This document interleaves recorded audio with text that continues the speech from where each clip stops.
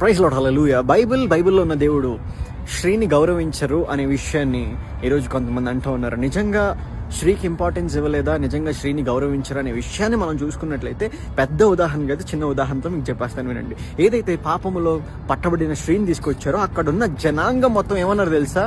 వేశ్య అని చేయెత్తి చూపించారు. కానీ దేవుడు ఏమన్నాడు తెలుసా? అమ్మా, గో రిఫర్ బైబిల్, చెక్ బైబిల్లో చూడండి, ఆ పదాలు క్లియర్గా చదవండి. లోకమంతా వేశ్యని ఒక నిందేస్తే దేవుడు చూచినవాడు తెలిసినవాడు అయినప్పటికీ కూడా ఒక మాట కూడా మాట్లాడకుండా అమ్మ, ఈ వరల్డ్ మొత్తంలో స్వచ్ఛమైన పేరు ప్రేమ ఏదైతే ఉంది అని అంటే దానికి అర్థం అమ్మ.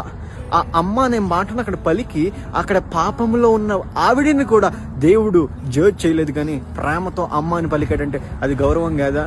ఈరోజు ఏదైతే గౌరవించాలి అని చెప్తున్న వాళ్ళే ఇష్టం వచ్చినట్టు తిడతా ఉన్నారు స్త్రీని గౌరవించకుండా.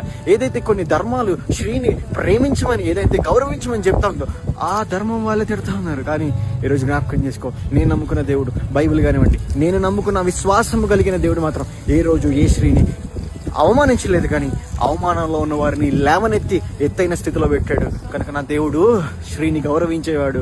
నా బైబిల్ స్త్రీని గౌరవించడమే నాకు నేర్పించింది. అందుకని మేము ఎవరిని పడితే వారిని బూతులు తిట్టమండి, ఎలా పడితే అలా మాట్లాడమండి. We always call sister. అంతేగాని చూసుకోండి, ఒక్కసారి కమెంట్లు చూసుకోండి ఒకసారి.